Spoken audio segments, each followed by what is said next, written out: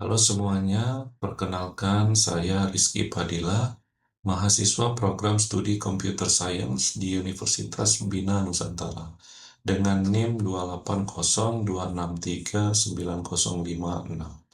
Pada kesempatan ini saya ingin mempresentasikan proyek yang saya lakukan dalam mata kuliah Karakter Building Pancasila.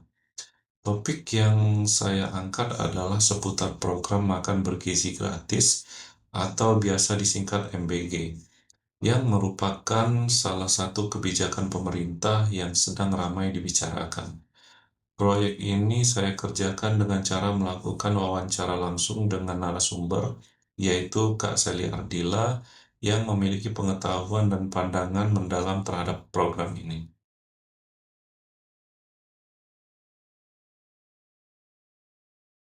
Oke. Kita semua pasti sudah sering mendengar istilah stunting, yaitu kondisi gagal tumbuh pada anak akibat kekurangan gizi kronis. Menurut data dari pemerintah, Indonesia masih memiliki angka stunting yang cukup tinggi. Hal ini menjadi masalah serius karena bisa berdampak pada kecerdasan anak, produktivitas mereka di masa depan, dan tentu saja kualitas SDM secara nasional. Melihat kondisi tersebut, pemerintah merancang program makan bergizi gratis atau MBG sebagai bentuk intervensi langsung untuk meningkatkan asupan gizi anak-anak sejak dini. Namun dari hasil observasi saya, ternyata banyak orang yang belum memahami esensi dari program ini.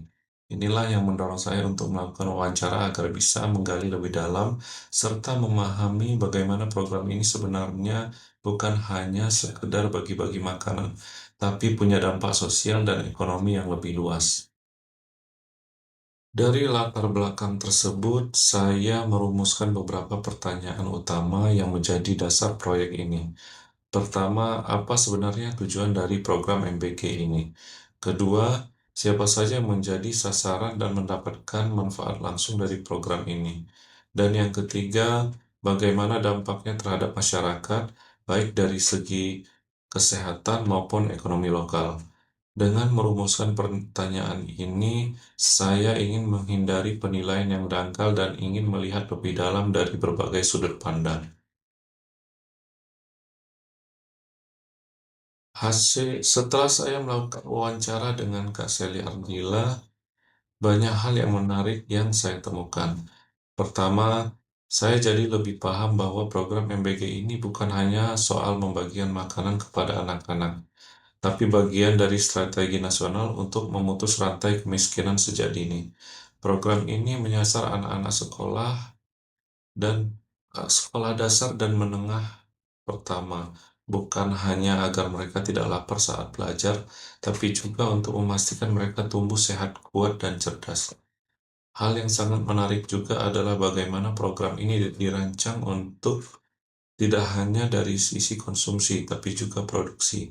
Artinya bahan makanan yang digunakan diambil dari petani, peternak, dan nelayan lokal. Dari program ini juga sekaligus memberdayakan UMKM, membuka lapangan kerja, dan menggerakkan ekonomi desa.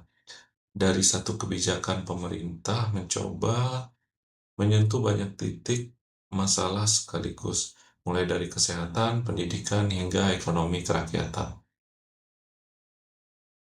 Dari wawancara ini juga saya belajar bahwa kunci keberhasilan program MBG terletak pada kolaborasi banyak pihak. Pemerintah menyediakan anggaran dan infrastruktur, sekolah menjadi pelaksana teknis, dan masyarakat, terutama pelaku usaha lokal, menjadi penopangnya. Program ini bukan hanya tentang memberikan makan gratis, tapi juga mengedukasi anak-anak dan orang tua soal pentingnya gizi seimbang.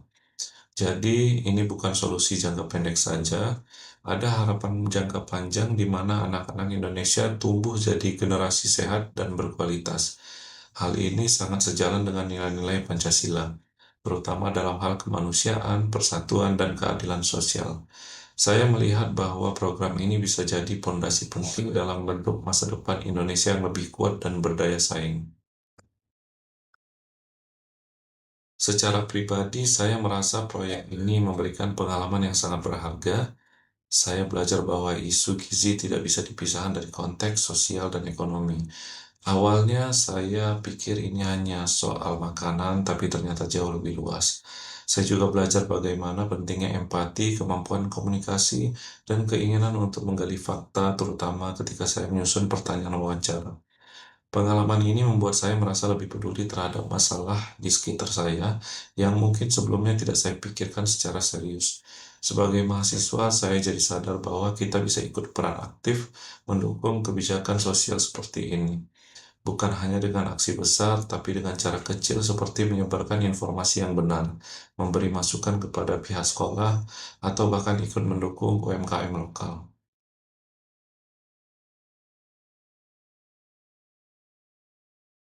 Kesimpulannya, wawancara ini bukan hanya sekedar tugas mata kuliah, tapi benar-benar menjadi pelajaran hidup bagi saya. Saya jadi lebih terbuka cara berpikirnya, lebih memahami pentingnya kerjasama dalam membangun bangsa, dan percaya bahwa perubahan besar selalu dimulai dari langkah-langkah kecil. Kita sebagai mahasiswa punya peran penting sebagai jembatan antara kebijakan pemerintah dan masyarakat. Terima kasih atas perhatiannya. Semoga presentasi saya bisa bermanfaat dan memberikan gambaran bahwa program MBG layak didukung tidak hanya oleh pemerintah, tapi oleh kita semua. Terima kasih.